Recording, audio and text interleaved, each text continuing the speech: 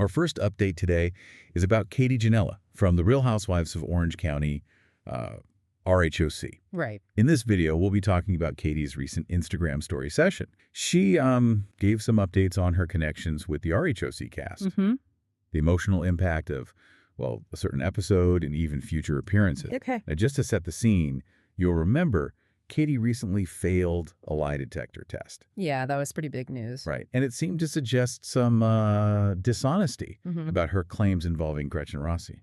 And the whole naked, wasted drama. Yeah. From way back in season 4, that whole party situation. Exactly. A long-running thing.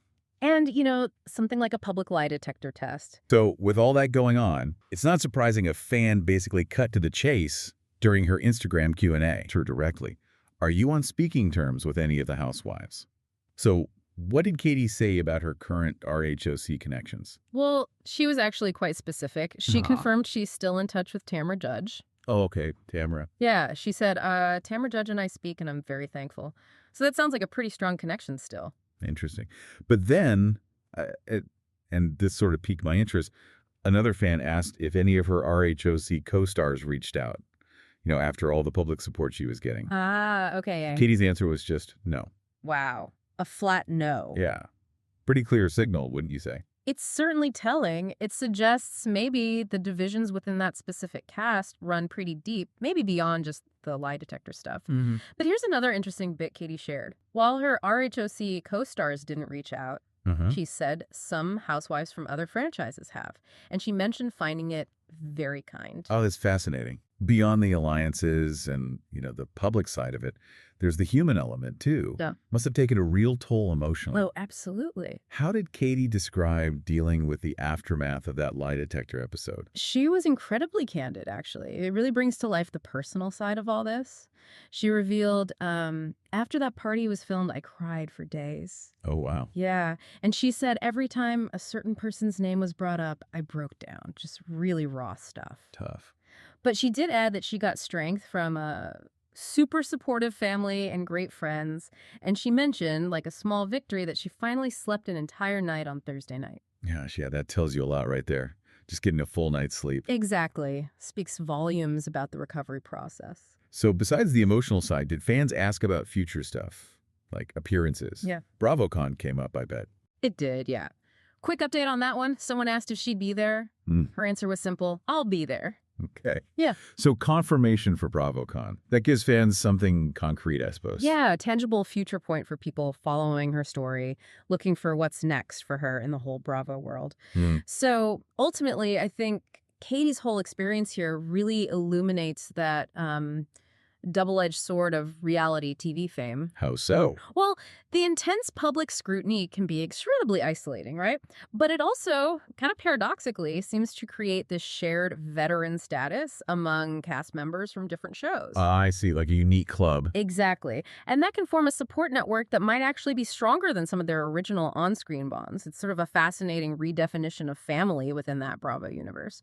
Okay, so next we're going to talk about this intense drama unfolding in Orange County, specifically around Jennifer Pedranti's, very public defense, and Katie Ginella's emotional state after that lie detector test. The infamous lie detector test, yeah. Jennifer, she took straight to Instagram, right? Responding directly to critics. Yeah. And they were not holding back. Oh, no. Calling her racist, a shitty person, shitty mom, even a bad friend. I mean, it's quite the barrage. It really is. And what stands out here, I think, is that immediate, almost brutal clash between public perception and, the personal emotional toll these stars face. Definitely. Especially when these on-screen fights just spill onto social media so fast. And Jennifer actually told these critics to click unfollow on her page and instead go comment on Katie Ginella's Instagram. Wow. Okay. That's .direct. Yeah.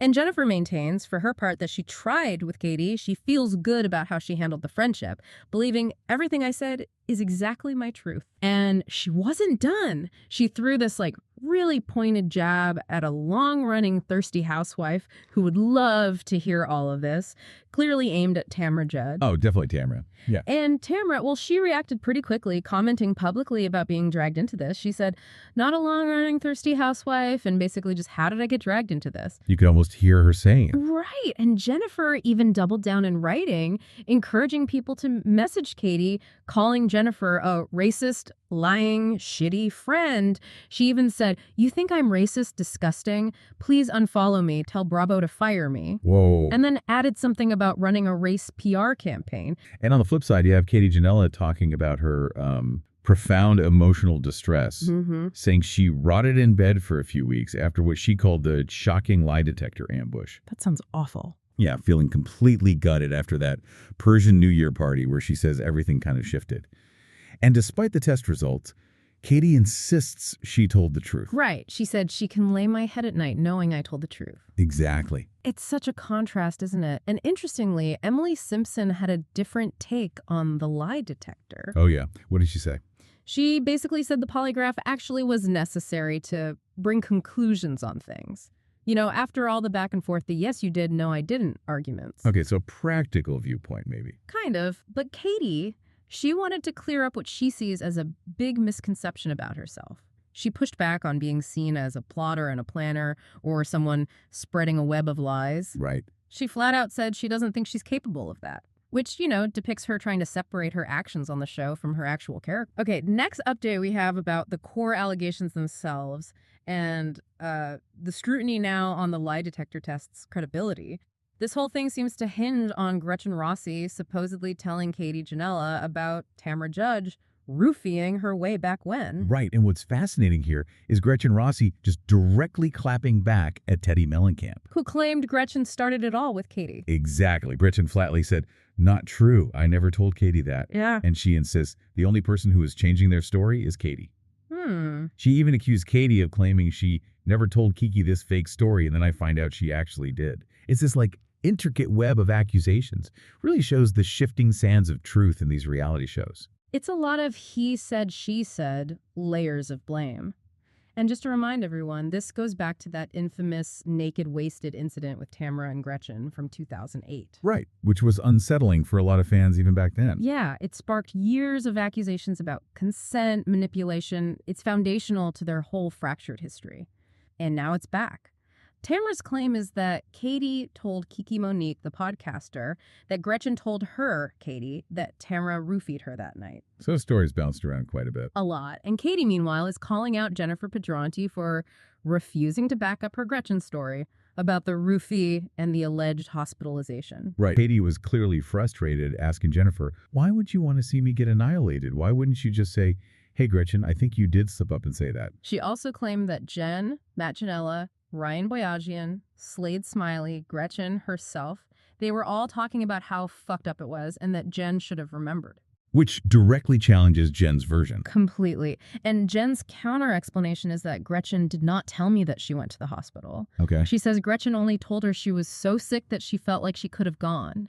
Jen felt Katie was using her as a lifeline to back up her story, and that after the lie detector failed, she couldn't save Katie anymore. Interesting framing. Like she was trying to help, but couldn't. Yeah, but even Emily Simpson observed that Jen could clarify everything, but you just can't get a clear answer from her, which just muddies the waters even more. Right. But Katie offered more proof, didn't she, about Slade Smiley? Yes.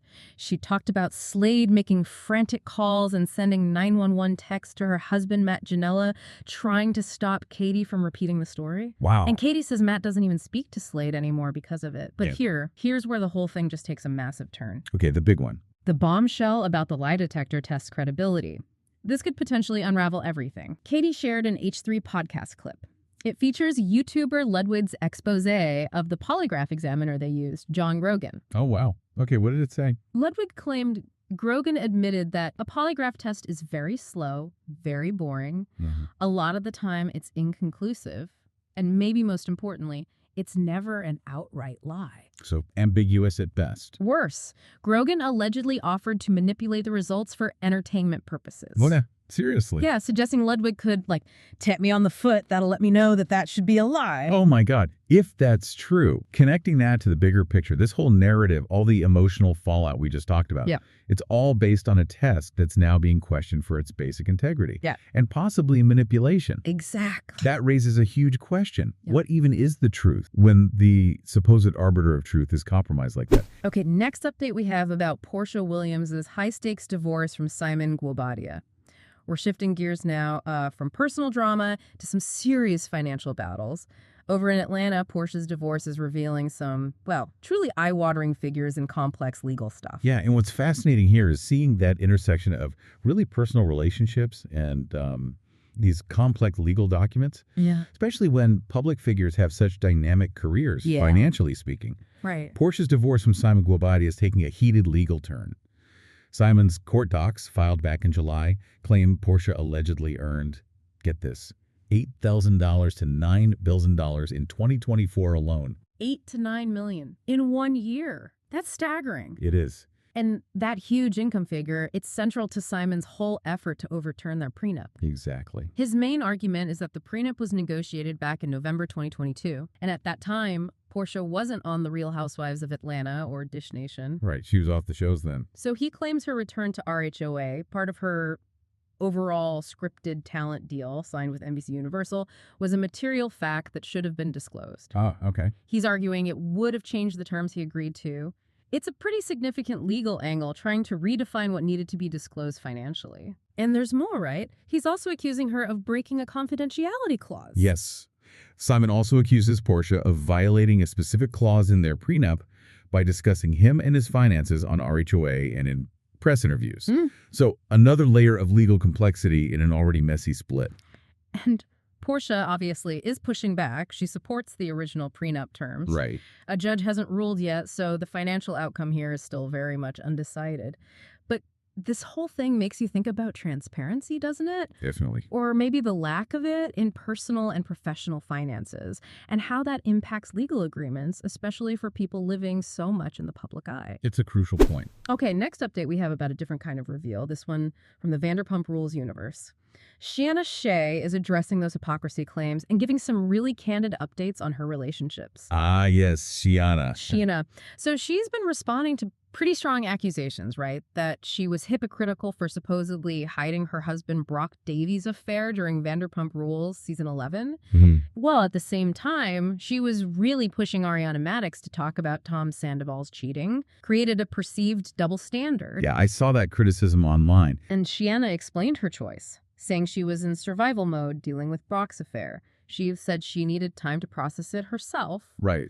And she stated she didn't want to trauma dump on Ariana because Ariana was already going through so much with her own very public situation. That makes sense for a personal perspective, at least. She also felt it wasn't the right time or the right place to tell that story on Pump Rules, which, let's face it, is known for high drama, often really contentious stuff.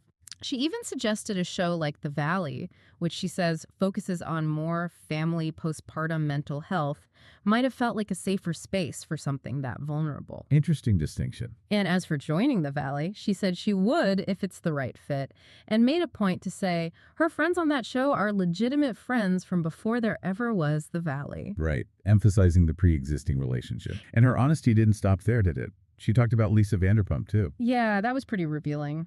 She described a falling out with Lisa, saying it sucks because she genuinely thought we were friends. She felt Lisa started caring more about making a successful show as the seasons went on, maybe less about the actual connection. That must have been hard. And she pointed to a specific incident that was really hurtful, Lisa calling her one of 700 employees on Watch What Happens Live. Ouch. Yeah, I remember that. And also that Lisa never reached out after Scheana had a miscarriage, which is wow. Yeah, that's deeply personal. Those details really bring to life the personal toll these professional relationships can take. Yeah. Reveals the raw emotion under the, glamorous surface. It certainly challenges the perception of their long-standing bond. And speaking of bonds, she updated on friendships too. Said she and Ariana Madix only text here and there, haven't spoken properly in a couple months. Just acknowledge that friendships ebb and flow. Pretty realistic take. Yeah, it is. And her relationship with Katie Maloney, last saw her in September at a music festival, said they don't really see her or talk to her. Again, just paints a picture of how even close on-screen friendships can change or fade in real life. True. And maybe the most brutally honest part was about her trust in Brock. Oh, yeah. She said she's at 99% trust, but doesn't think it'll ever hit 100. Well, that's candid. Very. She said she gave him another chance because of our daughter, and then clarified with really striking honesty that without their daughter, 99.9%, I would have had him pack his bags and